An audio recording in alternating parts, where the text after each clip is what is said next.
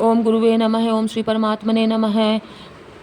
12वां अध्याय। इस प्रकार भगवान के वचनों को सुनकर अर्जुन बोले, हे मनमोहन, जो नन्हे प्रेमी भक्तजन इससे पूर्वक प्रकार से निरंतर आपके भजन ध्यान में लगे हुए हैं, आप सगुण रूप परमेश्वर को अति श्रेष्ठ भाव से उपासते हैं, और जो अविनाशी सच्चिदानंद घन निराकार को ही उपासते हैं, उन दोनों प्रकार के भक्तों में अति उत्तम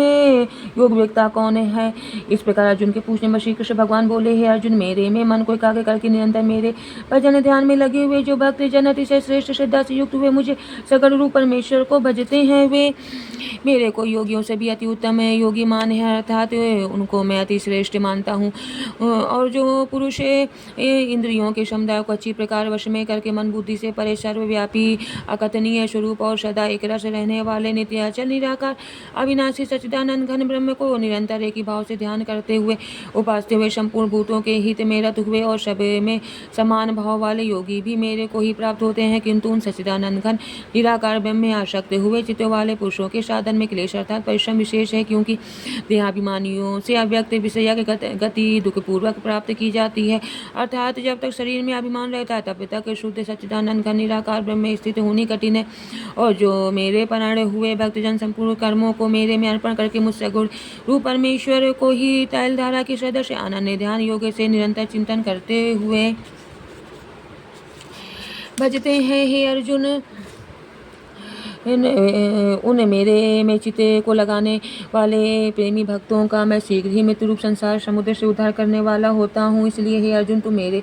में मन को लगा और मेरे में ही बुद्धि लगा, इसके उपरांत तू मेरे में ही निवास करेगा, अर्थात मेरे को ही प्राप्त होगा, इसमें कुछ भी संशय नहीं है। यदि तू मन को मेरे में अचल स्थापन करने के लिए समर्थ नहीं है तो हे अर्जुन, अभ्यास रूप योग के द्वारा मेरे को प्राप्त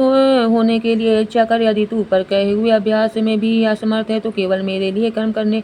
के ही परायण हो। इस प्रकार मेरे अर्थ कर्मों को करता हुआ भी मेरी प्राप्ति रूप सिद्ध को ही प्राप्त होगा, और यदि इसको भी करने के लिए असमर्थ है तो जीते हुए मन वाला और मेरी प्राप्ति रूप योग के शरण हुआ सब कर्मों के फल का मेरे लिए त्याग कर, क्योंकि मर्म को न जानकर किए हुए अभ्यास से परोक्ष ज्ञान श्रेष्ठ है, और परोक्ष ज्ञान से मुझ परमेश्वर के स्वरूप का ध्यान श्रेष्ठ है, और ध्यान से भी सब कर्मों का फल का मेरे लिए त्याग करना श्रेष्ठ है, और त्याग से तत्काल ही परम शांति होती है। इस प्रकार शांति को प्राप्त हुआ जो पुरुष सब भूतों में द्वेष भाव से रहित एवं स्वार्थ रहित, सबका प्रेमी और हेतु रहित, दयालु है तथा ममता से रहित एवं अहंकार से रहित, सुख दुखों की प्राप्ति में सम और क्षमावान अर्थात अपराध करने वाले को भी अभय देने वाला है, तथा जो ध्यान योग में युक्त व निरंतर लाभ हानि में संतुष्ट है तथा मन और इंद्रियों सहित शरीर को वश में किए हुए मेरे में दृढ़ निश्चय वाला है, वह मेरे में अर्पण किए हुए मन बुद्धि वाला मेरा भक्त मेरे को प्रिय है। इससे कोई भी जीव उद्वेग को प्राप्त नहीं होता, और जो स्वयं भी किसी जीव से उद्वेग को प्राप्त नहीं होता है, तथा जो हर्ष अमर्ष भय और उद्वेग आदि को से रहित है, वह भक्त मेरे को प्रिय है। जो पुरुष या कांचा से रहित और तथा बाहर भीतर से शुद्ध और चतुर है, अर्थात जिसे काम के लिए आया था उसको पूरा कर चुका है, एवं पक्षपात से रहित और दुखों से छूटा हुआ है, वह सर्व आरंभों का त्यागी अर्थात मन वाणी और शरीर द्वारा प्रारब्ध से होने वाले संपूर्ण स्वाभाविक कर्मों में कर्तापन के अभिमान का त्यागी मेरा भक्त मेरे को प्रिय है। जो न कभी हर्षित होता है, न द्वेष करता है, न सोच करता है, न कामना करता है, तथा जो शुभ और अशुभ संपूर्ण कर्मों के फल का त्यागी है, वह भक्ति युक्त पुरुष मेरे को प्रिय है। जो पुरुष शत्रु मित्र में और मान अपमान में सम है, तथा सर्दी गर्मी और सुख दुख आदि के द्वंद्वों में सम है, और सब संसार में आसक्ति से रहित है, तथा जो निंदा स्तुति को समझने वाला और मननशील अर्थात ईश्वर के स्वरूप का निरंतर मनन करने वाला एवं जिसे किसी काम प्रकार से भी शरीर का निवाय होने में सदा ही संतुष्ट है और रहने के स्थान में ममता से रहित है, वह स्थिर बुद्धि वाला भक्तिमान पुरुष मेरे को प्रिय है। और जो मेरे परायण हुए अर्थार्थ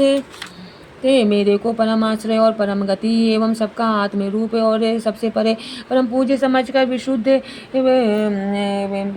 प्रेम से मेरी प्राप्ति के लिए तत्पर हुए श्रद्धा युक्त पुरुष इस ऊपर कहे हुए धर्म अमृत को निष्काम भाव से सेवन करते हैं, वे भक्त मेरे को अतिशय प्रिय हैं। ओम तत्सदित श्रीमद्भगवद गीता उपनिषद ब्रह्म विद्यायाम योग शास्त्र श्री कृष्ण अर्जुन संवादे 12वां अध्याय। हरि ओम तत्सत्। श्री कृष्णार्पणम् अस्तु।